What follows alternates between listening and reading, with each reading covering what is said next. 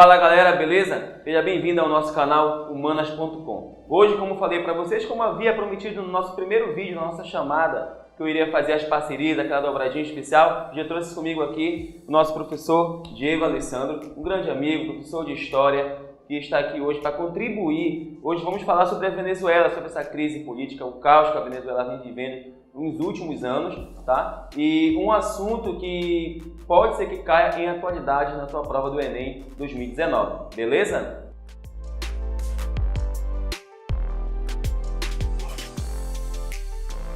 Bom, galera, conforme eu havia falado para vocês na nossa introdução, iremos falar aí sobre a questão política, a questão da crise na Venezuela, a questão do petróleo na Venezuela e como isso pode cair na tua prova do Enem 2019. Antes de tudo, quero mandar aquele abraço para os meus alunos lá do Colégio Novo Cristo, lá no Icuí. Beleza, galera? Aquele grande abraço para vocês. E também para os alunos do Raimundo Pinto. Diego, vamos começar, né? Vamos lá. E o que você tem a me dizer relacionando ao contexto histórico da Venezuela em relação à crise política, em relação à questão do petróleo? Como pode cair na prova do Enem 2019? Bem, primeiramente, olá internauta, olá nossos alunos aí que estão nos assistindo. Essa questão da crise do petróleo, é importante que o aluno saiba analisar o processo histórico de como tudo isso começou. A Venezuela ela tem um precedente de descoberta desse petróleo a partir dos anos 20, século XX, perdão. Em 1920, a Venezuela descobre, e aí em 1960 você tem a criação da OPEP, né? E a OPEP ela tem a Venezuela como um país fundador. Muitos alunos eles acabam simplesmente focando os países árabes, como a Liga Árabe, né, que teve aquela questão da união para fazer a OPEP, mas a Venezuela ela faz parte também, ela é um país fundador da OPEP, né? E aí em 64 ela vai monopolizar o petróleo. Monopolizar, ela vai abrir a empresa, né, de petróleo, que imediatamente vira uma mega empresa mundial, porque ela vai, além do monopólio, ela vai estatizar, né? E você tem aí o presidente que era o Bittencourt. Ele vai fazer o protocolo Bittencourt, né, uma lei chamada Tratado de Bittencourt, aonde ele vai romper, o que é uma ironia para a história, né, uma encruzilhada para a história, porque ele vai romper qualquer relação com países ditatoriais. Em 64, o Brasil, nós vamos ter o golpe 64 aqui, o golpe militar, e o Brasil vai ser um país ditatorial, então ele vai romper. É a primeira vez que a Venezuela rompe com o Brasil, né? E aí, o que a gente vê hoje, né, é totalmente o contrário, mas enfim. Então você vai perceber que a partir dos anos 70 você tem a consolidação dessa empresa venezuelana, tá? E começa os processos aí de como que esse petróleo ele vai ser importante, de como que esse petróleo ele vai ter uma importância abrangente na América. Principalmente porque a gente tem depois, em 1973, nós vamos ter a primeira crise do petróleo, né? Depois lá da crise da guerra de Yom Kippur, a OPEP ela percebe que não dá para fazer ataques efetivos no Estado de Israel. Então, eles vão atacar o Ocidente de uma forma indireta, né? Destruindo ali poços de petróleos, subindo o valor do barril, fazendo com que o Ocidente tenha uma crise do petróleo ali. Tá? Então, e a Venezuela ela tem a participação ali, não diretamente na destruição de poços petrolíferos, mas como país membro da OPEP, ela também tem que subir os seus preços de petróleo, ela também tem que fazer um déficit, né, dentro da América Latina, justamente para abraçar o que a OPEP estava fazendo, como um todo lá no Oriente. E muita gente, Diego, não sabe que a OPEP é a Organização dos Países Exportadores de Petróleo. Isso. E lembrando, como o professor Diego falou, a Venezuela faz parte, sim. A Venezuela hoje, trazendo para a atualidade, trazendo para o contexto geográfico, a Venezuela possui a maior reserva petrolífera do mundo, quase 18%. Para você ter uma ideia, a Arábia Saudita possui em torno de 16 a 17% dessa reserva. Olha que impressionante, como é que pode? A Venezuela, a crise que ela vive hoje atualmente e sendo um país que possui a maior reserva petrolífera. Em 2016, preste atenção nessa dica muito importante, em 2016 a Venezuela ela tinha 70 poços de perfuração de petróleo, 70. Em 2018, setembro de 2018, outubro mais ou menos, a Venezuela chegou a 25. Olha só, veio uma queda gigantesca em relação à extração petrolífera. Lembrando, o que as empresas estrangeiras hoje que estão na Venezuela, o que elas alegam? A questão do próprio fornecimento, a questão do fornecimento de energia, de água, a questão do terreno, a questão da infraestrutura de uma forma geral, que não é fornecida aos trabalhadores. Então, para o próprio presidente da Venezuela, fica muito mais fácil militarizar esse processo. Colocar militares para realizar esse processo de perfuração, extração, até a parte final, que é o combustível chegando no consumidor. Certo. Ainda dentro do processo histórico, já dando um salto na história, a gente tem aí 1990, quando o coronel Hugo Chávez ele tenta dar um golpe, né? Ele não vai ser amparado pelas forças militares, né? Viram que era uma roubada, um cara de uma baixa patente, um coronel, então não vamos apoiar. Ele não apoia. E aí, o que é irônico também é que em 98, você tem Hugo Chávez concorrendo à presidência. Sim. E ele vence por vias democráticas, vencendo. Quando ele entra no poder, em 99, ele imediatamente vai fazer aquilo que ele chamou de Revolução Bolivariana. O que é muito engraçado, também uma ironia da história, também uma encruzilhada da história, e talvez uma releitura anacrônica e errada dela, é que o Hugo Chávez, ele era fã, ele era um admirador do Bolívar, né? E para quem não sabe, Bolívar foi o cara que tentou fazer a unificação da América dentro daqueles processos de independência, né? Onde você vai ter ele fazendo o processo de independência no Peru, na Bolívia, na própria Venezuela, que era unida à Colômbia, que chamava de Gran Colômbia, né? no Equador, né? Então você tem ali esse processo de união que o Bolívar sonhava, obviamente que não vai dar certo, e aí o Hugo Chávez faz uma releitura dessa união totalmente errada, né? Porque se a gente for observar a história do próprio Simão Bolívar, quem era esse cara? Ele era alguém que tinha cabeças de gado, ele tinha muitas terras, ele tinha escravos, né? E ele era um dos caras mais ricos da América. Então tinha um poder, né? Isso, então não dava para fazer não era uma revolução socialista. O Chávez ele vai colocar essa revolução bolivariana como uma revolução socialista, o que vai pegar pro lado dele, porque você vai ter o bombardeamento de determinadas críticas sociais que vão ser feitas em cima dele, dizendo que isso não é socialismo, dizendo que isso não é comunismo. Na verdade, o comunismo, como ele nunca existiu de fato de direito, você tem uma releitura ali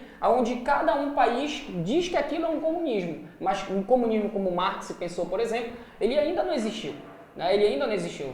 Pode ser um inédito viável, pode vir a existir? Pode, mas por enquanto a gente tem uma questão capitalista muito forte, né? Uma questão capitalista muito consolidada. E aí o Chávez entra no poder, entrando no poder ele vai fazer essa revolução bolivariana, né? E ele vai começar a mudar as regras do jogo dentro da Venezuela. Lá em 2007,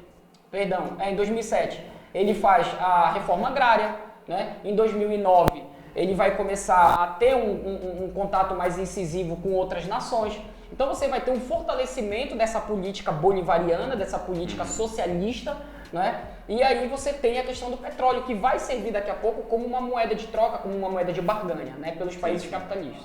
Essa questão aí do modelo socioeconômico que a Venezuela tenta implantar, a questão socialista, a gente fala nos dois, né? Capitalismo e socialismo. Você mesmo pode observar a questão da guerra, entre aspas, entre os Estados Unidos e Venezuela, e os países aliados aos Estados Unidos, países capitalistas, contra o modelo socioeconômico socialista. Uma problemática aí que pode sim cair na tua prova do Enem 2019. E, Diego, em relação a essa questão política, como relacionar para a prova do Enem? Olha, para a prova do Enem já é um pouco mais perigoso, né? Primeiro, o Enem ele é uma prova nacional, ele é uma prova onde o governo federal ele tenta diluir a ideologia dele dentro da prova. A gente sabe disso, não é segredo para ninguém, né? Então, como a gente vê que algumas discussões sociais já vieram muito à tona, como Simone de Beauvoir, que já apareceu lá, como a questão da lei do feminicídio lá de 2015, é isso, tá? Então você tem ali uma questão ideológica dentro da prova e é claro, como o governo hoje, o governo vigente, né, a gente tem toda essa questão de ideologia, é um governo que de uma forma escancarada ele diz o que ele diz qual é a ideologia dele, que é uma ideologia direitista. Então, é capaz que essas discussões sociais, essas discussões por buscas de espaço das minorias, como mulher, a questão do feminismo, como a questão homoafetiva, isso aí pode não ser contemplado, pelo menos nesse ano, na prova. Né? Então, quando a gente fala, por exemplo, de Venezuela, o que pode vir a cair pode ser, de uma forma ideológica, o governo ele apontando que a Venezuela sofre um déficit por Maduro ser ditador, né? Pode bater ali a questão do comunismo também, porque escancaradamente o governo ele é anticomunista, na verdade.